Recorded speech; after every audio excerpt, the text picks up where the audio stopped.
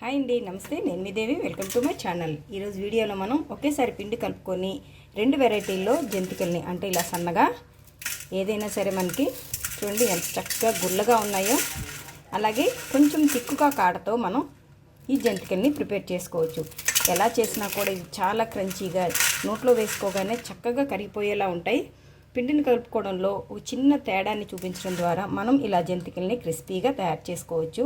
మరి వీటి కోసం ఎలా పిండిని కలుపుకోవాలో, ఎలా జంతికలు చేసుకోవాలో ఈరోజు మనం వీడియోలో చూద్దాం. జంతికలు తయారు చేసుకోవడం కోసం ముందుగా పిండిని ఉడకపెట్టుకోవాలి. దీనికోసం ఇలాగా నేనైతే ఎలక్ట్రిక్ స్టవ్ తీసుకున్నాను. మీరు కావాలంటే ఇడ్లీ కుక్కర్లోనైనా ఉడకపెట్టుకోవచ్చు. దీంట్లో ఇప్పుడు కొద్దిగా వాటర్ని పోసేసుకొని స్టవ్ ఆన్ చేసేద్దాం. ఇప్పుడు దీని మీద మూత పెట్టేసి ఈ నీళ్ళని మరిగించుకోవాలి. ఎలక్ట్రిక్ కుక్కర్ అయితే మనకి దుంపలు అవి ఉడకపెట్టుకోవడానికి ఇలా వస్తుంది కదా, మనకి ఇలాగా హోల్స్ ఉన్నది. దాని మీద ఈ ప్లేట్ని ఇలా పెట్టేసుకోవాలి. ఇలా పెట్టేసుకున్న తర్వాత దీని మీద శుభ్రంగా ఉండే ఇలా ఒక కాటన్ క్లాత్ని పరుచుకొని దీంట్లో ఇలాగా 6 కప్పుల బియ్య పిండిని యాడ్ చేసుకుందాం.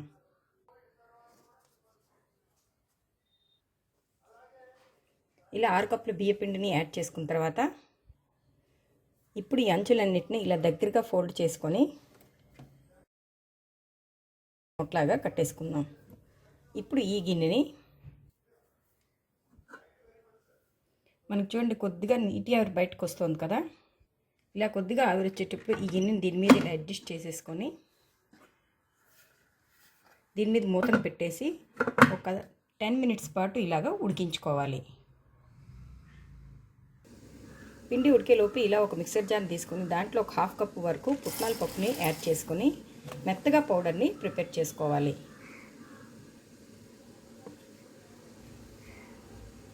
మనకి ఇలా మెత్తగా పౌడర్ అయితే సరిపోతుంది. ఇప్పుడు దీన్ని ఒకసారి జల్లించేసుకొని రెడీగా పెట్టేసుకుందాం.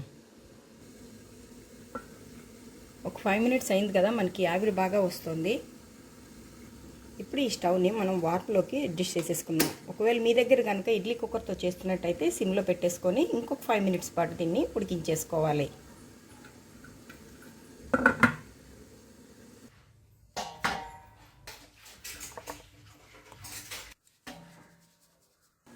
ఇది మనకు రెడీ అయిపోయింది. ఇప్పుడు ఉడకపెట్టుకుంటున్న పిండి ఎలా ఉందో చూద్దాం.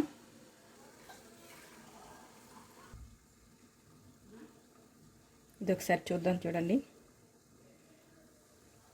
చూడండి కంప్లీట్గా మనకు వేడిగా అయిపోయింది. ఇలా గడ్డగడ్డల్లో తయారైంది కదా.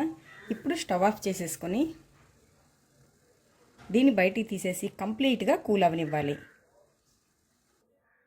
ఇది మనకు కంప్లీట్గా కూల్ అయింది, కానీ ఇలా గడ్డలా ఉంటుంది కదా. ఇప్పుడు దీన్ని మొత్తాన్ని ఇలా కొంచెం ప్రెస్ చేస్తూ మొత్తం ఇదంతా నార్మల్గా పిండిలా అయ్యేంత వరకు ఇలా నొక్కుతూ కలిపేసుకోవాలి. మనం ఇలా కలిపేసుకున్నాం. ఇంకా అక్కడక్కడ మనకు గడ్డల్లా తగులుతుంటుంది కదా, దీన్ని రిమూవ్ చేయడానికి ఒకసారి దీన్ని జల్లిద్దాం. ఇలా ఒక స్ట్రైనర్ని పెట్టుకొని మనం ఇలా జలిపేసుకుంటుంటే చూడండి ఇలా గడ్డల్లా ఉంది కదా, ఇది మొత్తాన్ని ఇలా బ్రేక్ చేసేసుకోవచ్చు. ఈజీగా అయిపోతుంది మనకి. ఇలా మొత్తం పిండి అంతటిని చేసేసుకోవాలి. ఇది మనకు కంప్లీట్గా రెడీ అయిపోయింది. ఇప్పుడు ఒకసారి కింద ఉన్న పుట్నాల పప్పు పొడి ఈ బియ్య పిండిని ఒకసారి బాగా మిక్స్ చేసేసుకోవాలి. ఇలా మొత్తం రెడీ చేసుకున్న ఈ పిండిలో 2 టేబుల్ స్పూన్ల వరకు నూనెని బాగా వేడి చేసి ఇలాగ ఒకసారి వేసేసుకొని ఈ పిండి అంతటికి ఆ వేడి నూనెని పట్టించేయాలి. మీరు కావాలంటే ఈ వేడి నూనె ప్లేస్లో వెన్ననైనా వాడుకోవచ్చు. ఇలా మొత్తం కలిపిన తర్వాత కొంచెం హీట్ తగ్గుతుంది కదా, ఇప్పుడు చేత్తో వీటిని నలుపుతూ కలిపేసుకోవడమే. ఇలా మనకి పిండి మొత్తం రెడీ అయిపోయింది. ఇలా పట్టుకుంటే మనకి చూడండి ఇలా బ్రేక్స్ వస్తున్నాయి కదా, ఇలా అంటే మనకి ఇలా సెమీగా ఇది బైండ్ అవ్వాలి. అంటే మనకి పిండి అనేది పర్ఫెక్ట్గా ఉడికి అలాగే వేడి నూనె కూడా సరిగ్గా సరిపోయినట్టు. అలా కాకుండా మనం నొక్కినప్పుడు గట్టిగా బైండ్ అయిపోయిందంటే మనకు ఆయిల్ ఎక్కువగా పీల్చేస్తాయి. ఇప్పుడు ఇలా కలుపుకున్న ఈ పిండిలో మీ టేస్ట్కి తగ్గట్టుగా సాల్టు,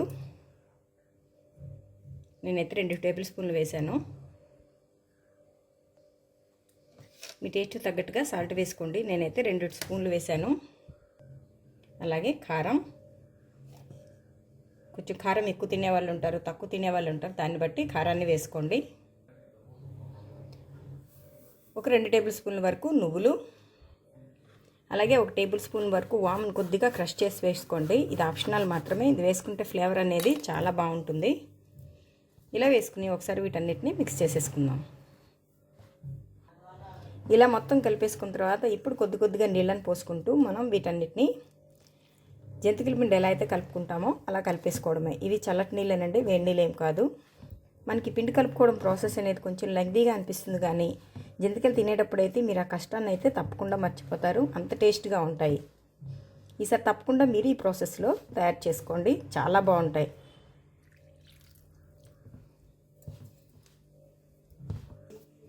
ఇలా మన పిండి రెడీ అయింది. ఇలా చూడండి, ఇలా మనకి సాఫ్ట్గా రావాలి. ఇప్పుడు దీని మీద మనం ఇందాక ఉడకపెట్టుకున్న క్లాత్ని కానీ లేదా ఇంకేదైనా క్లాత్ని మీరు కొంచెం తడిపేసుకుని దీన్ని ఇలా పెట్టేసి ఒక 10 మినిట్స్ పాటు దీన్ని సెట్ అవనివ్వాలి. ఇప్పుడు చూద్దాం మనకి పిండి అనేది చక్కగా సెట్ అయిపోయింది. ఇప్పుడు ఇలా 3 కన్నాలు ఉన్నది కానీ లేదా మీకు ఏది ఇష్టమైతే దాన్ని దీంట్లో పెట్టుకొని కొద్దిగా ఆయిల్ అప్లై చేసుకొని ఇప్పుడు దీన్ని ఇందులో సెట్ చేసేసుకుందాం.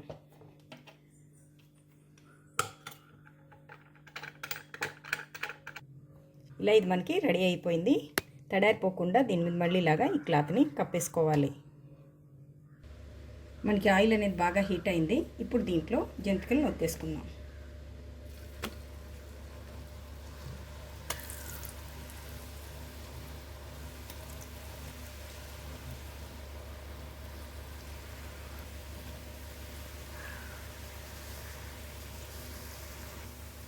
వేసిన వెంటనే కదిపించకుండా ఇది కొంచెం ఫ్లోట్ అయింది కదా, ఇప్పుడు దీన్ని రెండో వైపుకి ఫ్లిప్ చేసేసుకోవాలి. ఇలా మొత్తం అన్ని వైపులా తిప్పుకుంటూ మంచి కలర్ వచ్చి ఈ బబుల్స్ అన్నీ ఆగిపోయేంత వరకు ఫ్రై చేసేసుకొని తీసుకోవాలి. ఇది మనకు మంచి కలర్తో ఫ్రై అయిపోయింది. ఇప్పుడు దీన్ని ఆయిల్లోంచి తీసేసుకోవాలి.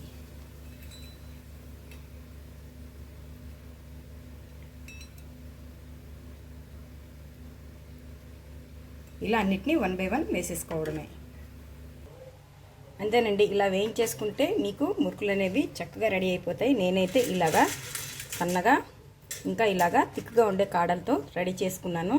ఏది చేసినా కూడా చాలా చూడండి ఎంత చక్కగా ఇది ముక్కలైపోయిందో. చాలా క్రంచీగా చాలా క్రిస్పీగా వస్తాయి ఇవి కూడా. మరి ఈ జంతికల రెసిపీ మీకు నచ్చితే ఒక లైక్ కొట్టండి. మీ ఫ్రెండ్స్తో ఈ రెసిపీని షేర్ చేయండి. అలాగే మరిన్ని టేస్టీ రెసిపీస్ కోసం నాదే క్రియేషన్స్ని సబ్స్క్రైబ్ చేసుకోండి. Thank you for watching.